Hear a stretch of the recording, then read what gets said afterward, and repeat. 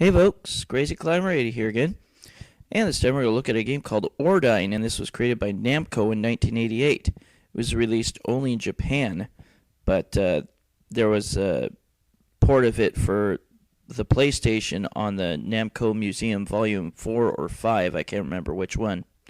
But it's a cutesy shooter. There was also a release for the Turbo-Grafx system. This was suggested by YouTube user Joey Ford. It's a very cutesy, horizontally scrolling shooter in which you're this kid that pilots some sort of aircraft, and you can play two-player simultaneous play, and there's it almost looks like a baby that's player 2 in the green craft. And I guess the one player's girlfriend was whisked away by some airborne enemy, and you have to go through, I think it's 7 stages to get her back.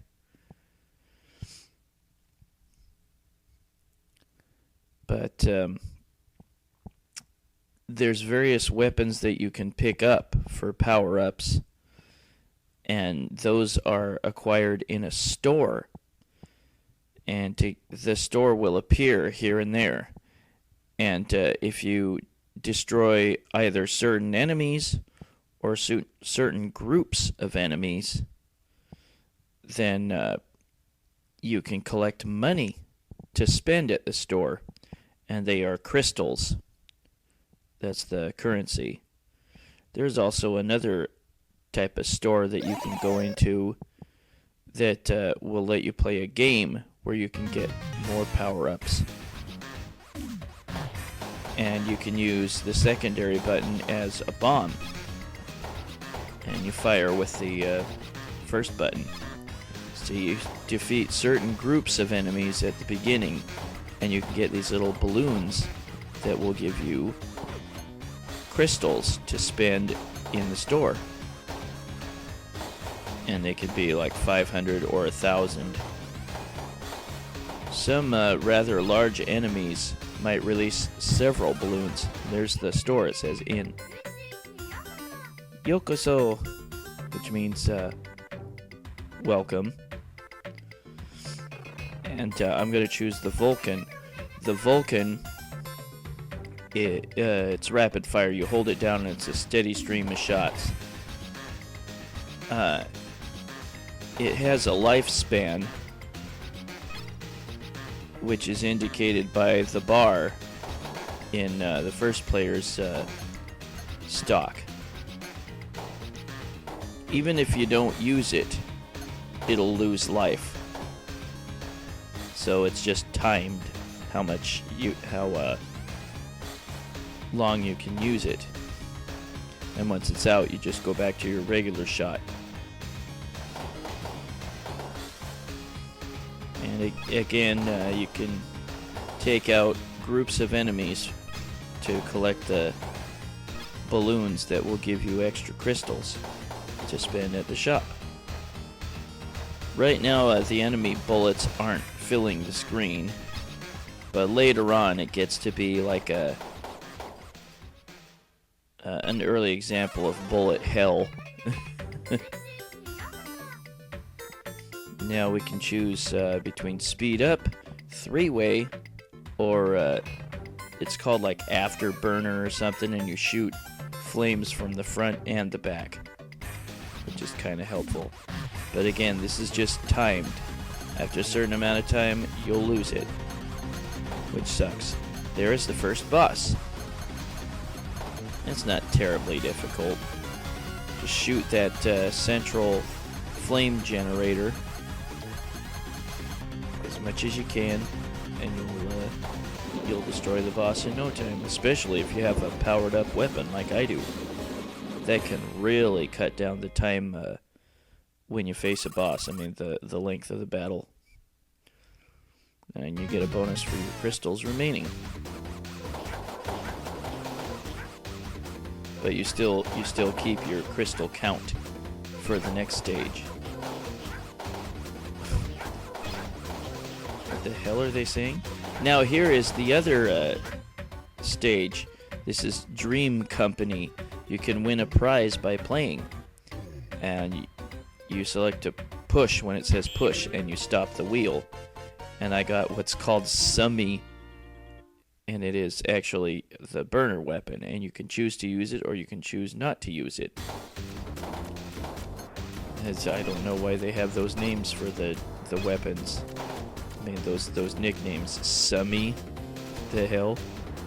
But again, this was not released in the US in its arcade format, but it was released on the Namco Museum. It was either 4 or 5, I can't remember. I owned Namco Museum 1, 2, and 3, but not 4 or 5. Now this stage takes place in a volcano, and this gets kind of interesting. The whole maze shifts, and I mean this wall of little blocks that you have to move around, or else you get pinched and killed.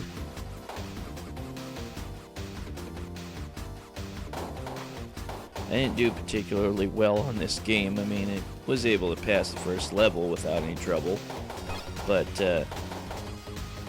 the difficulty ramps up considerably after that. And don't forget that you have bombs. Ah, shit. Don't forget you have bombs. Use them, especially now that these enemies that shoot a lot make an appearance. What the hell do they say? Oh, it's kooky Japanese.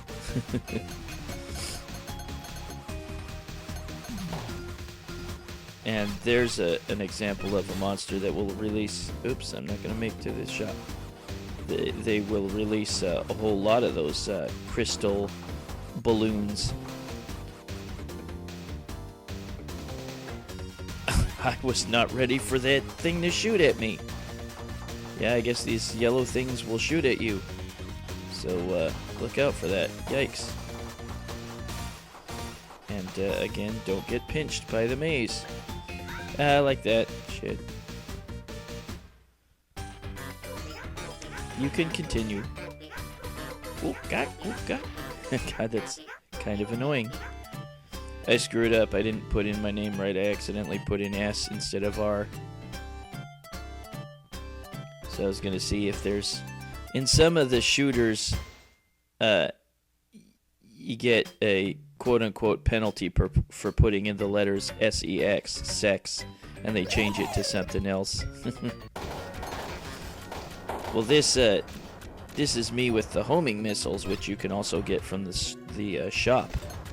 And this is the boss at the end of the next level, I think it was. Yeah, that was level 3.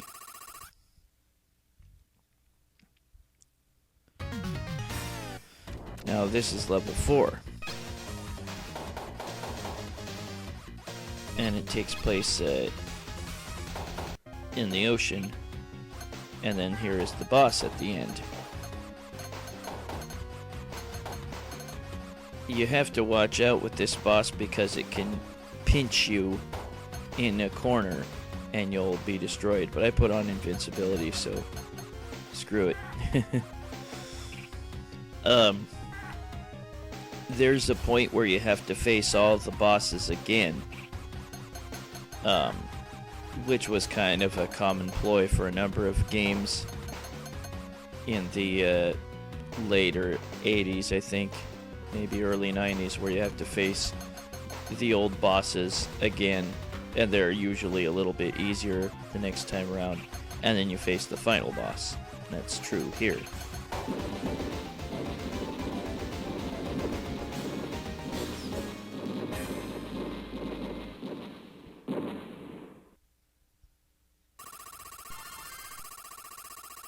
And you get little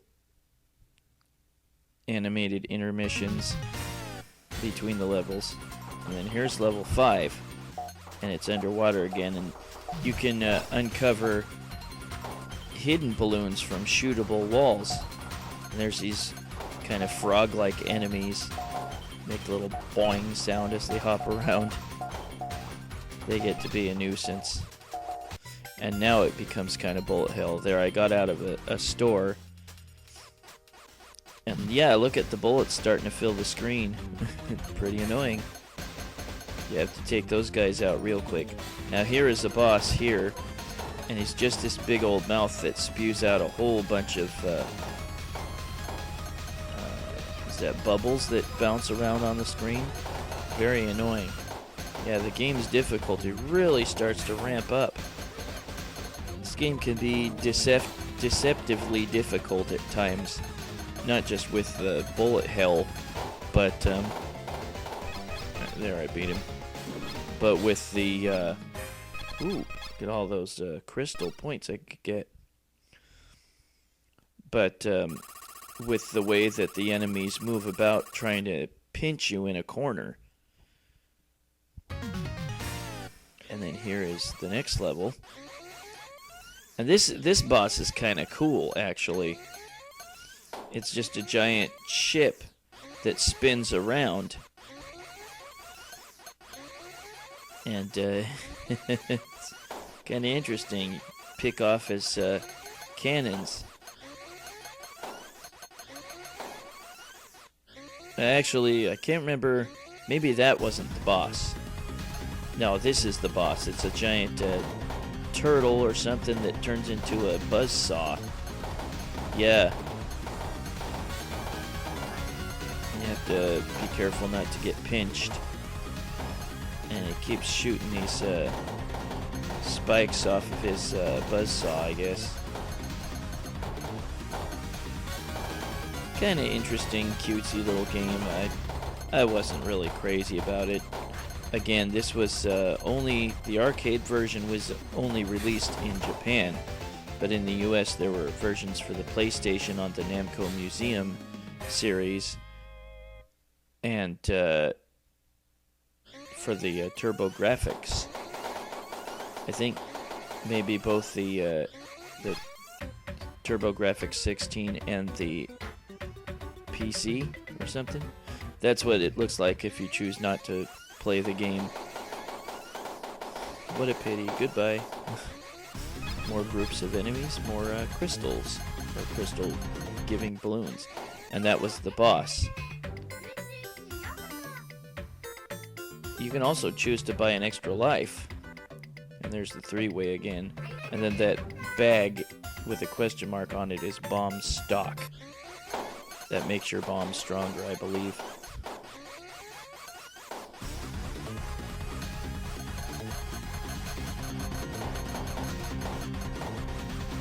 And now we're playing the earlier bosses. And yeah, I put on invincibility because I just wanted to beat it as quickly as possible. And if you have powered up weapons, you can make the fight so much quicker.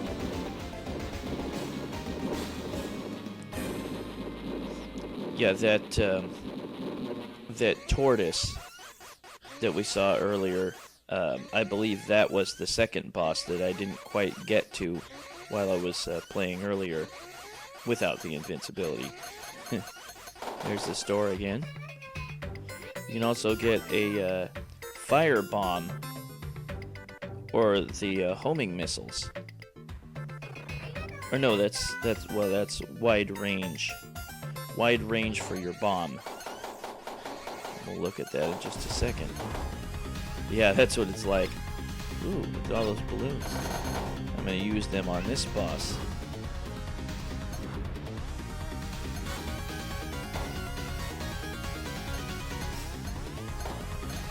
I ran out of it already. That's one thing that really, I don't care much about this game. That sucks. You have to avoid all those lasers. That's kind of lame. And you have to avoid getting pinched. Yeah, this game, I'm not crazy about it. I think it's unfairly hard in parts. Again, I owned Namco Museum Volume 1, 2, and 3. They were really, really cool. They had all the classic Namco games. but I didn't have 4 or 5, and Ordyne was on 4 or 5, one of the two.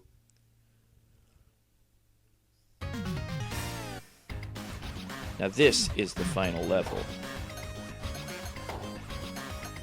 And you get your girlfriend back from the boss of this level. And this is kind of cool. You have to weave in between this giant rotating structure here. And then you have to avoid getting pinched by that press. And it's really better if you take the high route than the low route.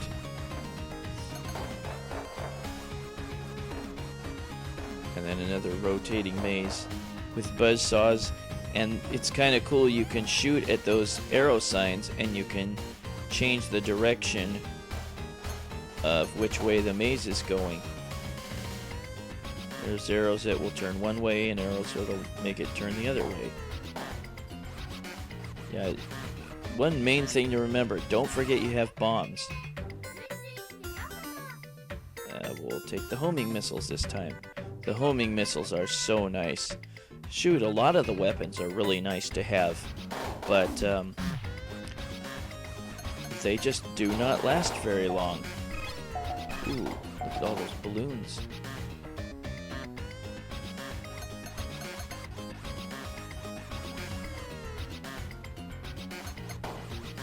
I think balloons were in a number of Namco games. I remember them being in Pac-Land if you did a certain thing, or they were a secret thing, but if you picked them up you could get a lot of points.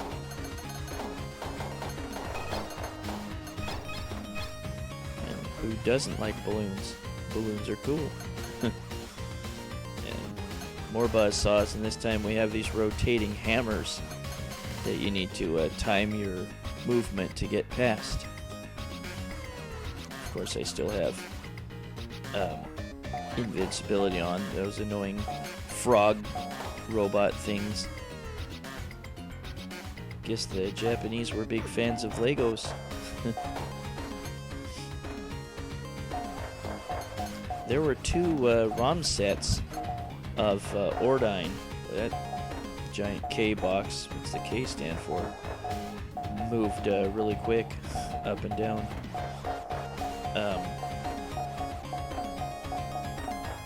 Remember what I was gonna say. At any rate, I guess the Japanese liked Legos.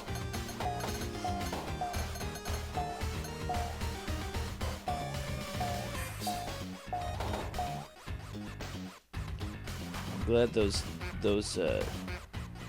shots by the enemies don't go through the walls or those platforms. Now we're gonna face the final boss.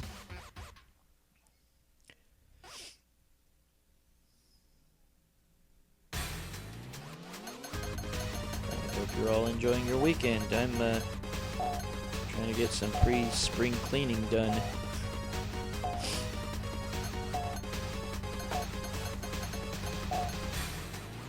This guy definitely moves all over the screen, so you have to try not to get pinched. Screw it, since I have invincibility, I'm just gonna fly into his head and shoot his eye. Try to end this fight quicker. But once you beat him, then the game ends. And again, this is 2-player simultaneous play. If you like, you can have a second player play as this baby-looking character.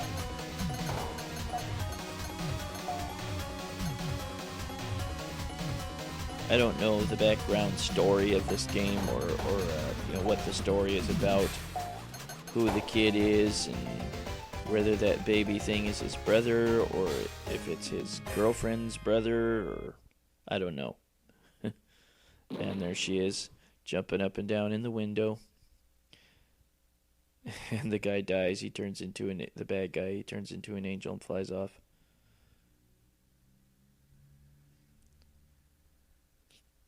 But then you fly over to her, and we see the ending sequence. Oh, she has her own turbo rockets or something that's she's flying in.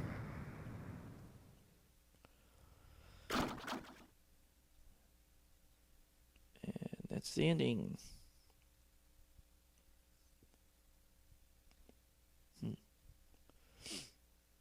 Yeah, I had only heard of this through through reading about the fourth and fifth Namco Museum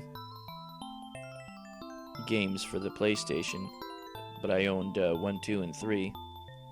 Very cool series. And even though this is the English language ROM, the ending credits are all in Japanese. I can read some of that.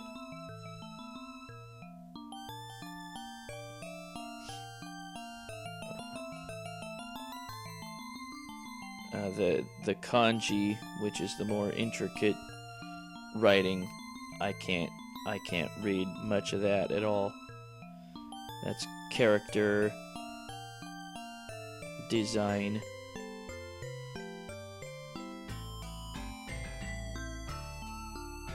Injury. Yeah. Tamarin.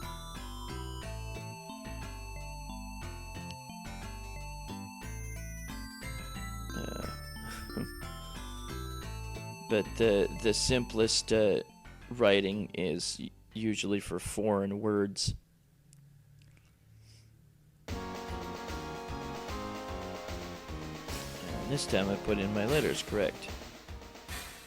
But that is Ordyne by Namco in 1988.